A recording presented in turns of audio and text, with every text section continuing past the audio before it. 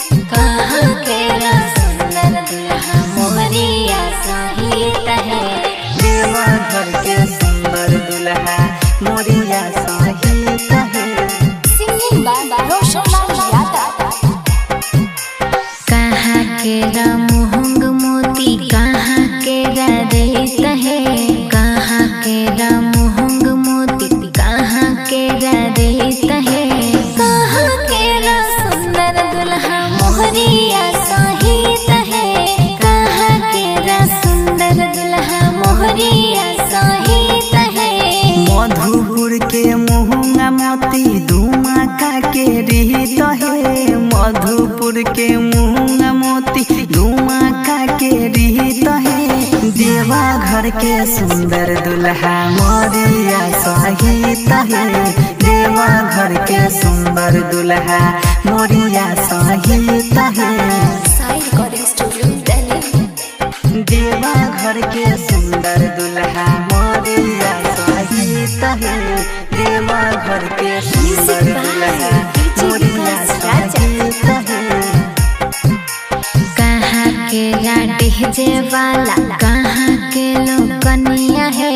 कहाँ के डीजे वाला कहाँ के लोकनिया है। कहाँ से बरियतिया साला पहले आधी रोतिया है। कहाँ से बरियतिया साला पहले आधी रोतिया है।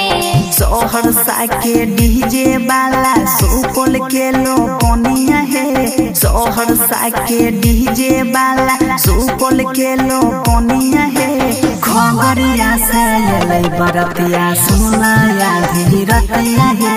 खगड़िया से अलै बरतिया सुनाया धीरतिया है। साई रिकॉर्डिंग स्टूडियो दिल्ली। खगड़िया से अलै बरतिया सुनाया धीरतिया है। खगड़िया से अलै बरतिया सुनाया धीरतिया है।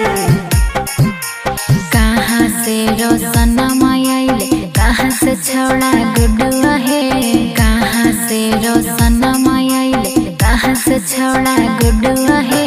कहाँ से छोड़ा सनिया आइले मारे साला अखिया गे।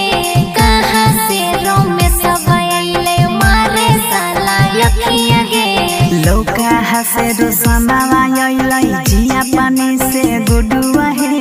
लौका हसे रोशनवा अइलै जिया पानी से गुडुआ है। नवादा से समिया अइलै मारै साला अखिया गे।